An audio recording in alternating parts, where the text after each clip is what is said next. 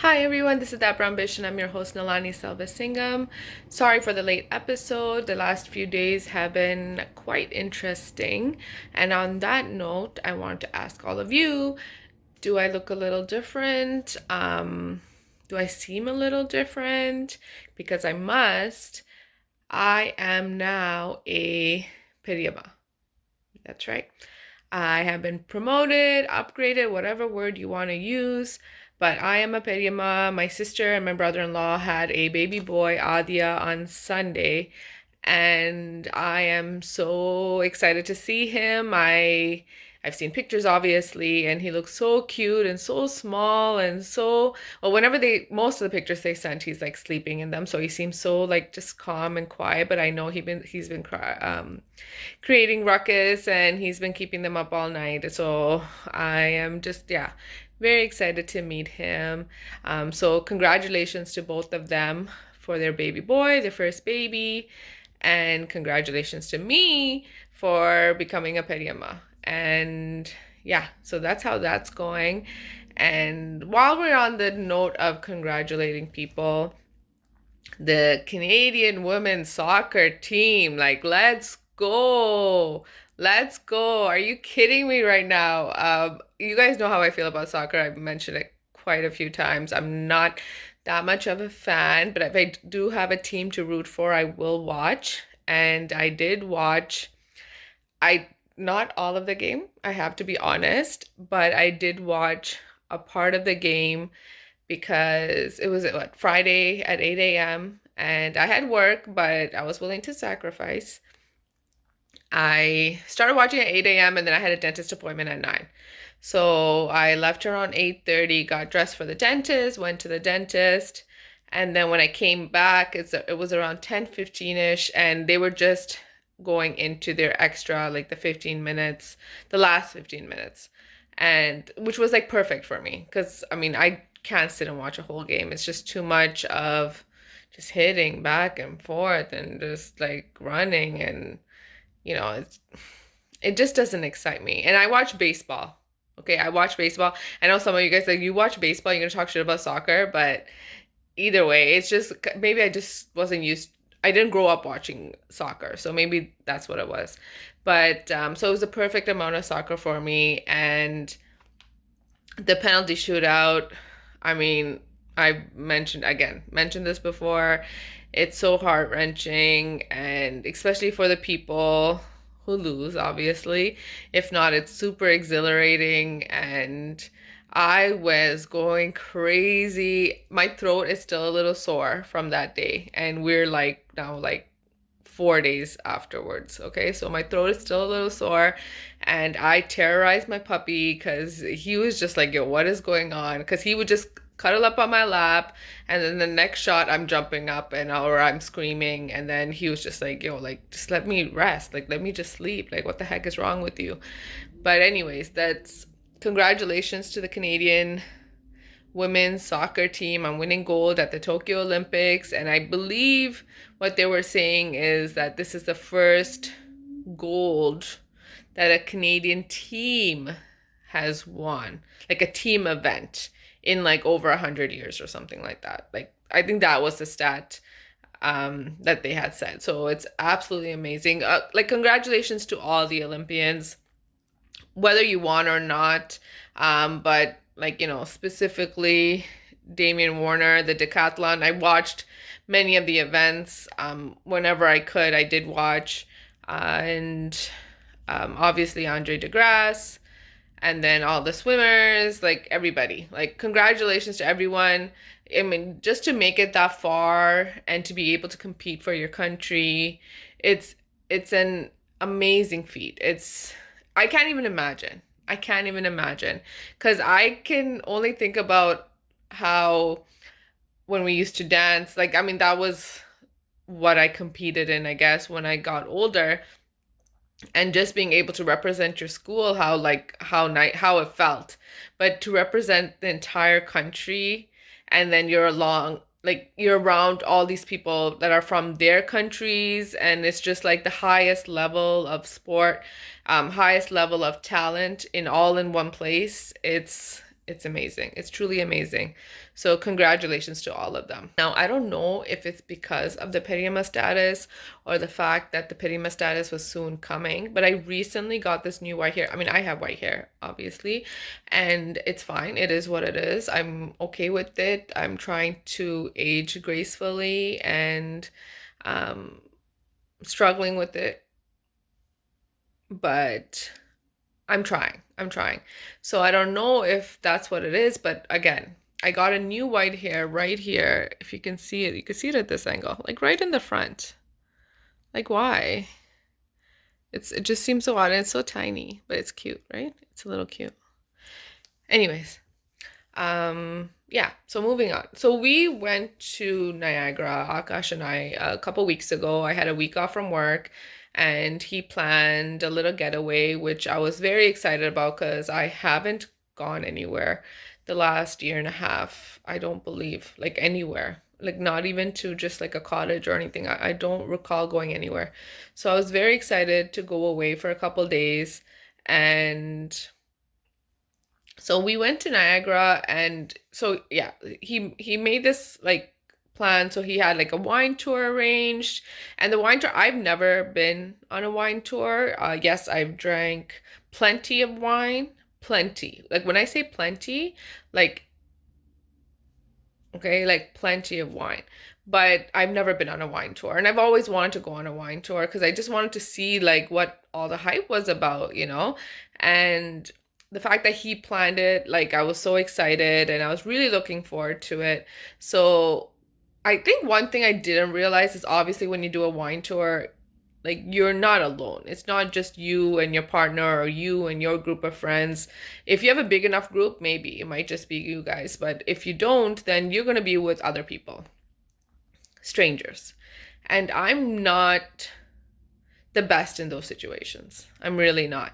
And so the van came to pick us up, and then they picked us up, and then they picked up another couple, and then we were supposed to pick up another four people from the same location, but then because we were just right, like the vehicle was late picking us up, so I think because of the timing they had someone else go pick them up and drop them off at the first winery. So when we got there, it was like slightly older couples that came out of their vehicle, out of the other second vehicle, and I thought they knew each other. So I was like, oh, that's nice. Like it's like two couples, and they maybe they're friends, maybe they're related, because they looked kind of similar too, if you think about it. So I was like okay, so they know each other, and it's just me and Akash, and then there's another younger couple, like younger than us. Um, so I was like, all right. So we started walking in to the winery, and I'm walking in the front. Like me and Akash are walking in the front, and I hear our guide speaking to someone from the winery about the seating, and then the person told her that we have one table with two um, seats and then another with six. But what I can do is I can move the two to join the six so that it could just be eight, and all eight of them can be seated together. And I was like, oh, crap. Okay, fine. So we were walking and we're getting to the thing. And then, so again, she points out the seating, the two here and the six there. And then right away, like, because since we were walking in the front anyways, I jumped in and I was like, oh, we'll sit here, like the two-seater. Like, we'll sit here. Like, it's fine. It's not a problem. We don't need to move tables and chairs, and we don't need all of that. I'm okay to sit here. So they were fine. They were like, "Oh, are you sure?" Like, okay, then cool. Like you can sit there. So Akash and I were sitting there, and the other six were sitting at the other table. And I just like maybe in that moment, I just felt like why do you have to be this person? Like why couldn't you just sit with everybody and it's fine? Like I mean, and then they were talking and laughing. So I was just like, oh, like they seem to be having like good conversation. And then I realized like they actually the two older couples actually didn't know each other. So they were all strangers, right? And they seemed to be fine. Like, why did I have to make sure we sit alone? And I just felt really awkward. So this is the first winery that we went to out of three, right? So we had our wine, and I mean it was nice. And then we went to the second one. So when we got to the second place, we had no choice. It was one long bench. We were all going to be seated together. And I was just like, just don't be awkward. Don't, I don't know, do you guys feel like that? Because I feel especially when I'm around people who are, I mean, they were, I wouldn't say like Canadian. They're not Canadian. They're probably like European. Okay, like some sort of European, all of them. So when me and Akash and I being the only brown couple there, or like, the visible minority couple there, I felt like don't be weird because you are not just representing yourself, you're representing your entire culture, like all your people. Like, and if you're weird and you're just socially awkward or you're socially distant and you don't try to interact with them, it's not just gonna reflect on you but on your entire race as a whole. Like that's what's going through my mind. So while we're talking, while we're there, they're giving us the wine, and then um so one of the ladies, she was probably in her 50s. She said something. I think there was the wine that was handed out. She didn't really enjoy it, and I was okay with everyone. Like, I don't think there was one where I was just like, oh, ugh, like this isn't for me. Like, no, like that didn't happen, and it never happens. So I didn't expect it to happen on a wine tour of all places. So she took a sip and then she didn't really enjoy it, and then so she was just like to her partner and kind of allowed to, like, kind of to the table, but then also to her partner. She's just like, oh, I'm gonna have to chug this. So obviously I heard the word chug and my ears like perked up, like, huh? Did someone say chug? So yeah. Um, so when she said that, I was just like, I should say something. I should respond. I should say something.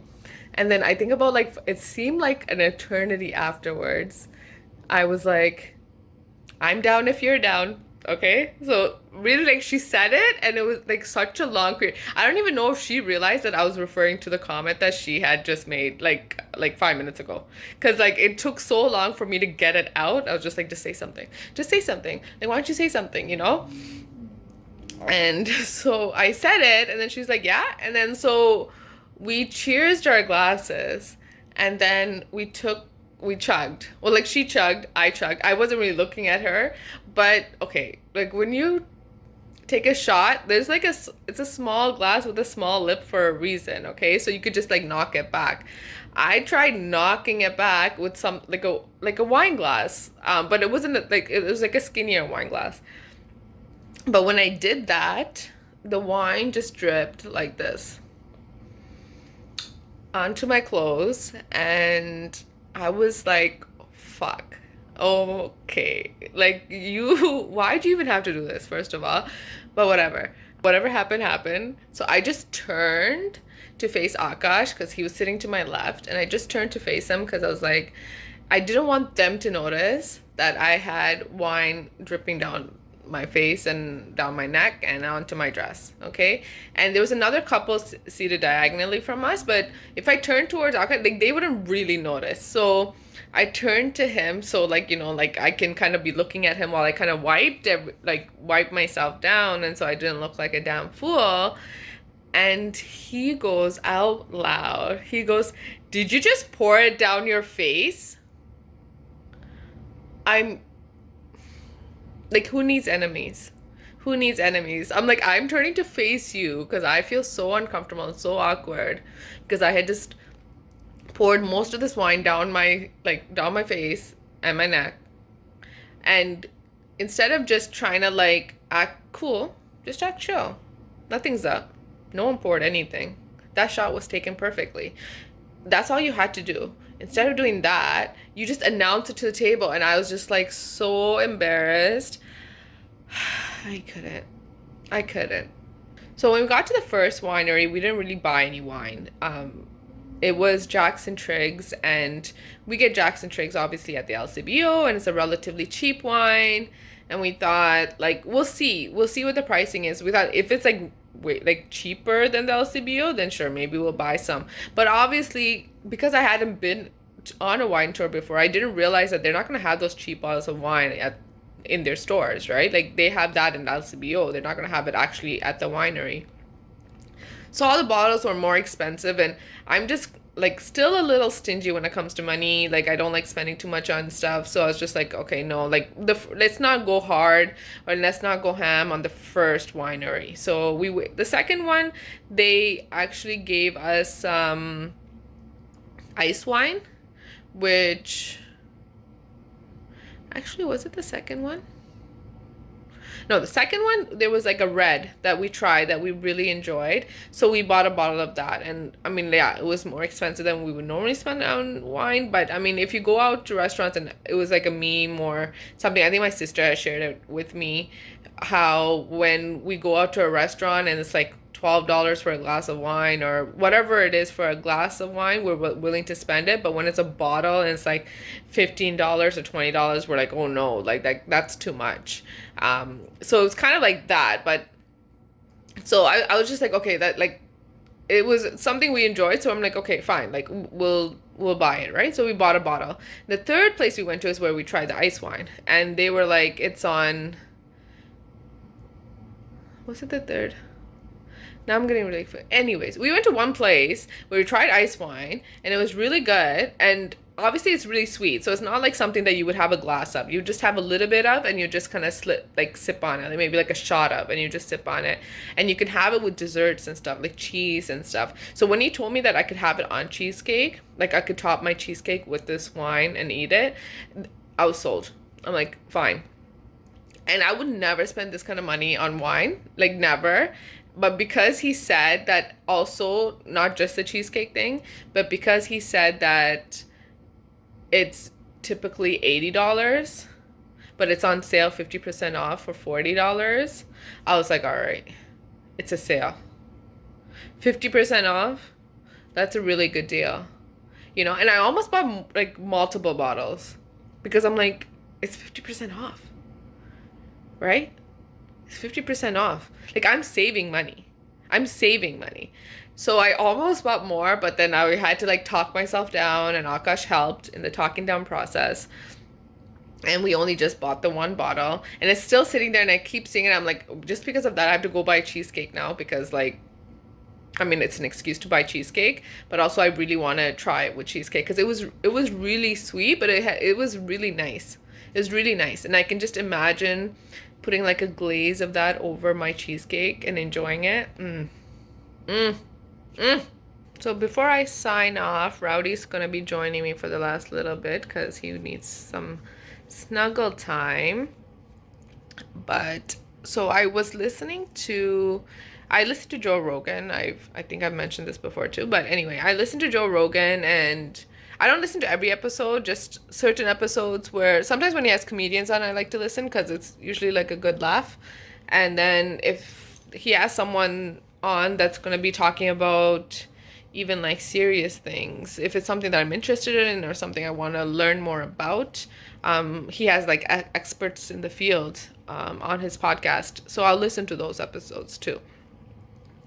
And he had Yeonmi Park, like I hope I'm pronouncing her name right, but Yeonmi Park. She is a North Korea activist, and he had her on the podcast. I've listened to interviews with her. I've heard stuff from her before, but it's always been like little snippets that I came across on the internet, on Instagram, Facebook, or whatever. But I haven't listened to a full in-depth interview with her. And this interview, it was a little more than 3 hours, but let me tell you, it's really and fully and completely worth the listen. I thought I had an idea of what life was like in North Korea, but until I listened to this, I actually had no idea. Like, that's what I came to realize. Like, I had absolutely no fucking idea how life is there and the circumstances that these people are living in and under, and the number of people that are dying from starvation, the regime, how it's treating its citizens, or it's tough because when you listen to it, you're like, there's no way this is actually going on in the world right now. There's no way, and no one's doing anything about it. No one is absolutely doing anything about it. And get more of an idea of why that is when you listen as well. Like why no one is interfering. The UN is a joke. Like that's straight up. I think that's facts. But you just have to like listen, and it's almost like when I was listening to her talk, like she escaped from there when she was 13 years old. When I was listening to her talk, I almost felt like I'm listening to the plot of a movie or something. Like that's what it seemed like. And not even like something happening now, like the plot of a movie from like 40 years ago, 50 years ago during like war, or like something along those lines. It was really, I don't, it was rough. It was rough, and there was moments where I was tearing up just thinking about it, because I mean you just need to be a human to listen and realize that this is not right, and what these people are being forced through, or like, I mean, what they're going through. It's heartbreaking, and it's frustrating, and it'll make you angry, and it'll make you upset. But what can we do other than just educating ourselves and knowing what's happening around the world? Like, what else can we do? I don't know. But honestly, have a listen. Yes, it's more than 3 hours long. Listen to it in parts. I don't know. Like, listen to it in your car ride. It might take a few car rides, but please do listen to it, because I think it's really worth the listen. And I feel like we just don't, like, I should just speak for myself, but I really had no idea what was really happening. I didn't have the full grasp of what was happening there until I listened to this interview. So yeah, like I don't want to leave off the episode on such a note, but I don't recommend other episodes to listen. I've never recommended, I don't think, anything, any other podcast to listen to, or a specific episode to listen to. But this really did affect me, and I hope anyone who's listening will take a listen or have a listen. Thank you everyone for listening, and please don't hesitate to reach out if you have any feedback on today's episode. Don't forget to like, share, and subscribe. Grateful, thankful, blessed. Peace.